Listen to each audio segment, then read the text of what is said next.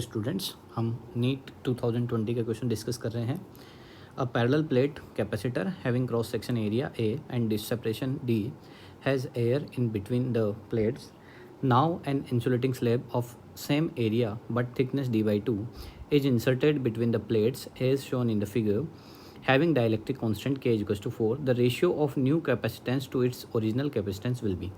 देखो, ये electric potential and capacitance का क्वेश्चन है, जिसमें हमारे पास ये कैपेसिटर है, ठीक है, और इस कैपेसिटर के बीच में जो डिस्टेंस है वो डी गिवन है, और यहाँ पर हमने कोई डाइलेक्ट्रिक रख दिया है इसके अंदर, ठीक है, और इस डाइलेक्ट्रिक का डाइलेक्ट्रिक कांस्टेंट जो है वो है k इज इक्वल टू 4।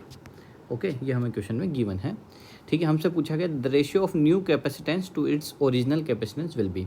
हमें न्यू कैपेसिटेंस और ओरिजिनल कैपेसिटेंस का निकालना है। तो सब हम जानते हैं ओरिजिनल कैपेसिटेंस का जो फॉर्मूला होता है वो होता है एप्सिलॉन नॉट a/d। उसको मैंने c नॉट से रिप्रेजेंट किया है, ठीक है।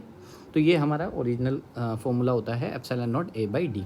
अगर हमने इसमें डाइलेक्ट्रिक प्लेस कर दिया तब जो कैपेसिटेंस है उसको मैं c बोल रहा हूँ, और ये फॉर्मूला हो जाएगा epsilon not a/d minus T plus t/k। ये फॉर्मूला तब यूज़ करते हैं जब कभी कोई भी डाइलेक्ट्रिक, ठीक है, कैपेसिटर के बीच में रख दे, प्लेट्स के बीच में रख दिया जाता है। तो फॉर्मूला क्या आता है epsilon not a/d minus T plus t/k।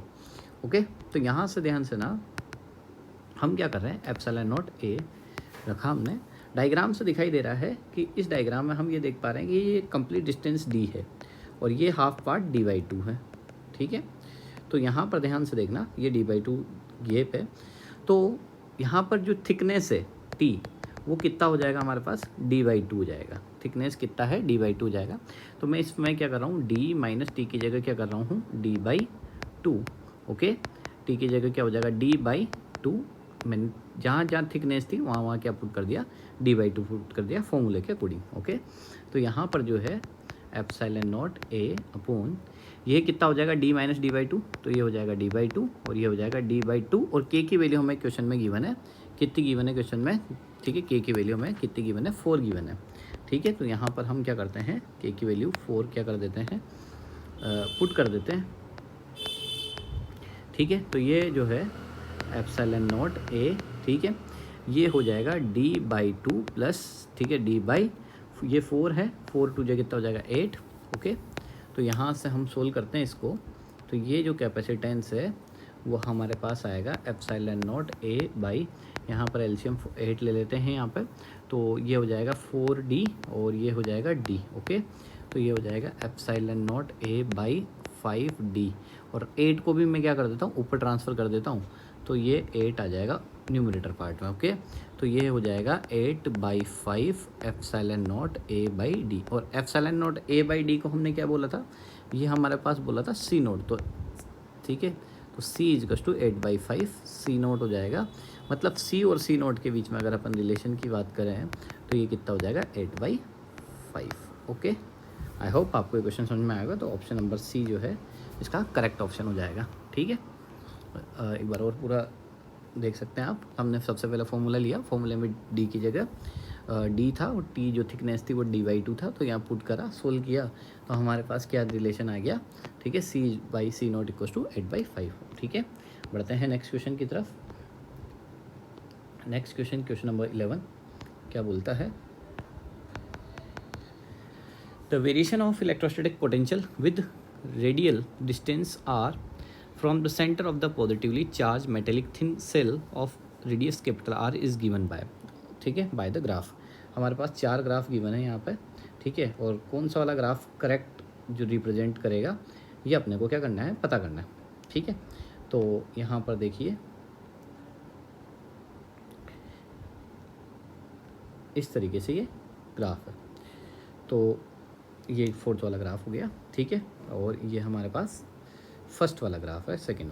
तो देखो ये यहाँ पर ये हमारी स्फीयर है, ठीक है। अब इस स्फीयर में अगर अपन बात करें तो ये इसका सेंटर है, और सपोज करो ये कैपिटल आर है, और इससे पहले ठीक है कैपिटल आर है, ये रेडियस कैपिटल आर है, और ये जो स्मॉल आर क्वेश्चन में गिवन है इसको हम क्या है, डिस्टेंस से रिप्रेजेंट कर रहे हैं।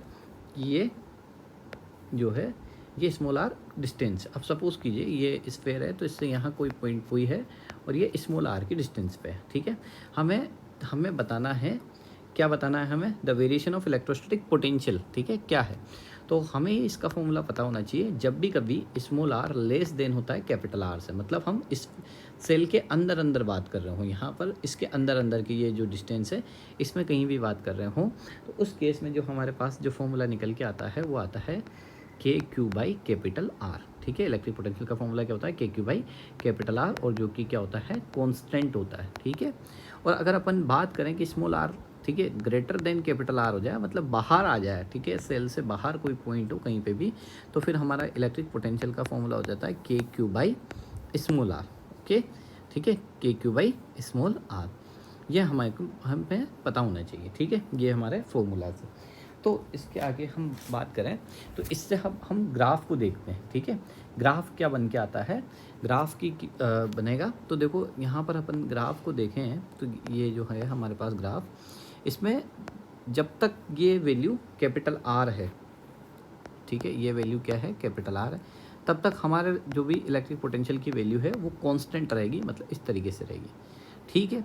इसके बाद v जो है वो इन्वर्सली प्रोपोर्शनल किसके है, r के है, इन्वर्सली प्रोपोर्शनल r के है। इसका मीन्स क्या हुआ कि अब पोटेंशियल की वैल्यू क्या हो रही है, डिक्रीज़ हो रही है, ठीक है। इन्वर्सली प्रोपोर्शनल r का मीन्स क्या है कि पोटेंशियल की वैल्यू क्या हो रही है, डिक्रीज़ हो रही है। तो अगर पोटेंशियल की वैल्यू डिक्रीज़ होगी, और ये कब, जब ये स्मॉल आर कैपिटल आर से बाहर जा चुका है, मतलब स्मॉल आर कैपिटल आर से बड़ा हो चुके हैं, तो अब ये वैल्यू डिक्रीज़ हो रही है, तो ये इस तरीके से, तो ऑप्शन नंबर क्या हो जाएगा, थर्ड जो है वो करेक्ट हो जाएगा, ठीक है। Thank you.